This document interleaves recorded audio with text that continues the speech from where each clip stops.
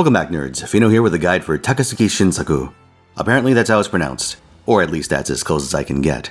He's a 5-star limited archer coming with this year's Chaldea Boys event, the story of Chaldea Heavy Industries.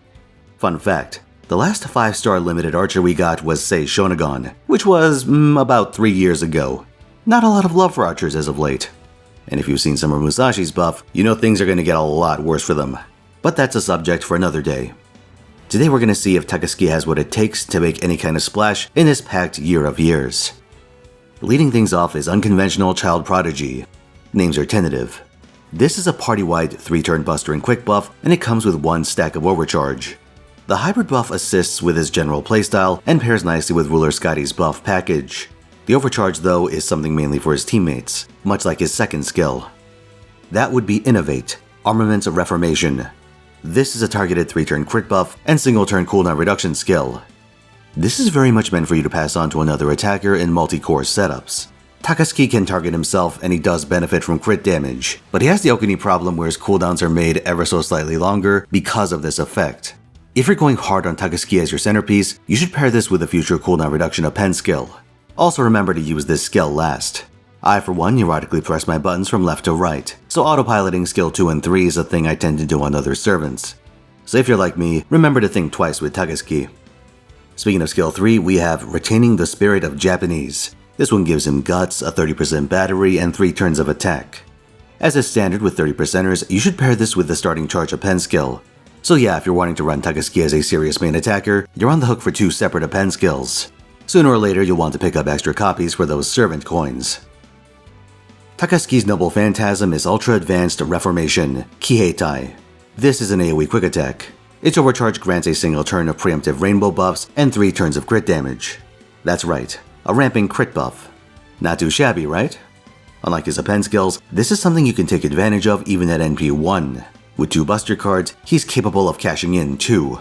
Oh, and his arts card is pretty good, so if you're in a position to mighty chain without wasting your double busters, consider putting it last to reap its meter generation. Of course, you may have noticed one thing missing from this recipe, an anti-buff. A lot of endgame team building revolves around exploiting specific damage, anti-trait, anti-alignment, and so on. Either that or enabling servants that can. Takasugi kinda sorta has the latter through his party buffs and cooldown reduction, but rolling him specifically for this purpose, that's a bit sketch. This is a year filled with servants that are long-awaited fan-favorite waifus or meta-warping power picks. In many cases, both.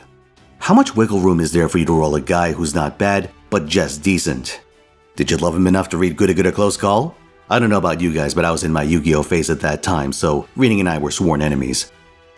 So suffice it to say, I'm not super impressed with the guy, but if you're already committed, then I have some pointers. Your main craft essence options are going to boil down to Traces of Christmas's Past as a great 50% charge option, and Black Grail if you need more damage than consistency.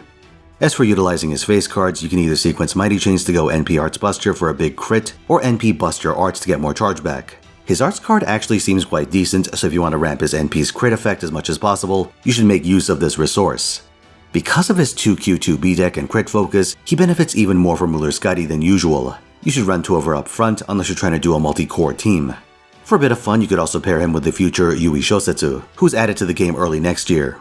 Her Noble Phantasm gives buffs based on which card type steroids her teammates possess. Attack for quick, crit damage for arts, and NP damage for buster. Takasugi can generate 2 of these and Yui herself has a targetable arts buff. Even if Takasugi isn't the main focus of your team, the 2 of them can quickly set up Shosetsu's full buff package onto your centerpiece. It's a neat trick. But if you'd like for Takasugi to take center stage, consider running him with one of the anti-buff supports. Jinako against lawful alignments, and Nero Bride against heaven attributes, or Santa Martha against divinities. Takasugi Shinsaku falls under the category of servants that aren't particularly bad, but their strengths aren't notable enough to make them priority picks. He certainly doesn't do enough to justify pulling him as an attacker, not when we have so many great to broken servants on tap this year. But despite all that, he's technically the most impressive AoE quick archer. But that's because the pool there has been abysmal for a long time. Let's set aside Santa Nightingale, whose main use is as a support.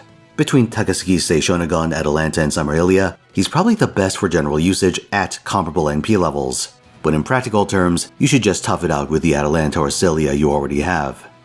Outside of gimmick fights that specifically restrict both your class and card type, there isn't really a need to run an AoE quick archer for anything.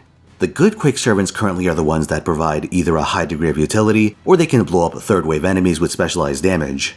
Takasugi flirts a little bit with the former and kind of sort of has a roundabout way of doing the latter, but I think with a little more focus he would have actually been something closer to a practical option. Maybe with a little more party support he'd be a really good AoE. But as it stands, I question the need to invest in an AoE quick archer that cashes out with ramping crits when you can just use an AoE attacker for multi-enemy fights and a single target archer for bosses, reducing the negative impact of face card RNG. There are circumstances where the hybrid approach would be better, say bosses with respawning trash, but I think I'd rather just take my chances. Thanks for watching, lads. Like if you found this video helpful, subscribe for more, and come to twitch.tv/Finotaisen where I stream every weekend, 3 PM Pacific time, Friday through Sunday.